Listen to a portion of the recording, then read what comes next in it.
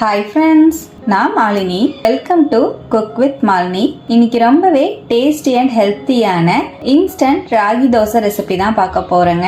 செம சாஃப்டா இன்ஸ்டண்டா ராகி தோசை இந்த மாதிரி செஞ்சு பாருங்க. வீட்டில் இட்லி மாவு தோசை மாவு இல்லைனாலோ டக்குன்னு ஏதாவது டிஃபன் செய்யணும்னா இந்த ரெசிபியை கண்டிப்பாக செஞ்சு பாருங்க. பேக்கிங் சோடா ஈனோன்னு எதுவுமே சேர்க்காம இன்ஸ்டண்டா ரொம்ப டேஸ்டா சாஃப்டா இந்த ராகி தோசையை எப்படி செய்யறதுன்னு இப்போ பார்க்கலாங்க. ராகி தோசை செய்யறதுக்கு இன்ஸ்டண்டா மாவு ரெடி பண்ணிக்கலாம்.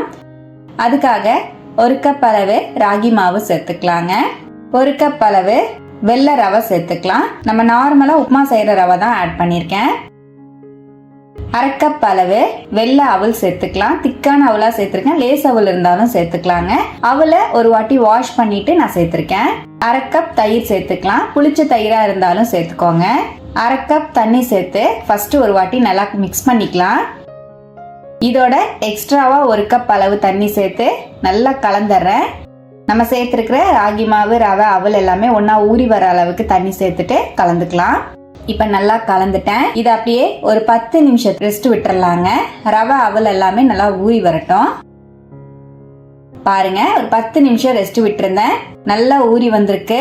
இந்த மாதிரி எடுத்து பார்க்கும் போதே தெரியுது நல்லா ஊறி இருக்கு. இப்ப நம்ம ரெடி பண்ணி வச்சிருக்கிற பேட்டரை மிக்ஸி ஜாருக்கு மாத்திக்கலாங்க. நான் சொல்லியிருக்கிற அளவுகள் எல்லாமே 4 பேருக்கு சரியா இருக்குங்க. இதோட தேவையான அளவுக்கு தண்ணி சேர்த்து தோசை மாவு பதத்துக்கு அரைச்சு எடுத்துக்கலாம். இப்ப பாருங்க, மாவை நல்லா அரைச்சு எடுத்துட்டு வந்துட்டேன். நம்மளோட இன்ஸ்டன்டான ராகி மாவு தோசை சூப்பரா ரெடி ஆயிடுச்சு. இப்ப நான் அதே மிக்சிங் பவுலுக்கு மாத்திக்கிறேன். மிக்ஸி ஜாரை அலசி ஒரு 1/2 கப் மட்டும் தண்ணி சேர்த்துக்கிறேன். அதிகம் தண்ணி சேர்க்க வேண்டாம்.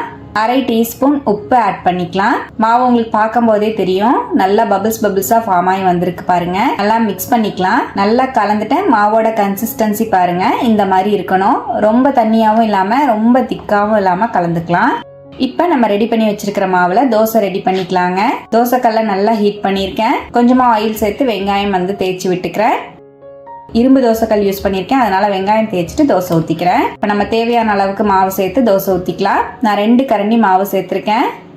தோசையை தேய்ச்சி விட்டுக்கலாங்க. உங்களுக்கு வேணும்னா ரொம்ப சன்னமா தோசை வேணும்னா ஊத்தி எடுத்துக்கலாம். நான் கொஞ்சம் ஃபர்ஸ்ட் தோசை மட்டும் மொந்தமா இருக்கிற மாதிரி ஊத்திருக்கேன். பாருங்க, நம்ம தோசை ஊத்துனோன்னே நல்லா ஓட்டையா தோசை நல்லா வேக ஆரம்பிச்சிருச்சு. நல்லா தேவையான அளவுக்கு எண்ணெயோ நெய்யோ சேர்த்துக்கலாம். ஒரு சைடு இந்த மாதிரி வெந்ததுக்கு அப்புறம் திருப்பிக்கலாங்க. உங்களுக்கு தோசை பார்க்கும் போதே தெரியும் ரொம்பவே சாஃப்டா இருக்குங்க. சூடா சாப்பிட சைடெல்லாம் கிறிஸ்பியாவும் சென்டர்ல நல்லா சாஃப்டா இருக்கும். இப்ப நான் இன்னொரு தோசையும் இது போலவே ஊத்திக்கிறேன். நம்மளுக்கு ஈஸியா எடுக்கிறக்கும் வரும். தோசை ஊத்திட்டு தேவையான அளவுக்கு எண்ணெயும் சேர்த்துக்கிறேன். ஒரு சைடு வெந்துருச்சுங்க, திருப்பி போட்டு எடுத்துக்கலாம். இப்ப 2 சைடும் வெந்துருச்சு, வெளியே எடுத்துட்டேன். அவ்வளவுதான், நம்மளோட இன்ஸ்டன்டான ராகி தோசை சூப்பரா ரெடிங்க.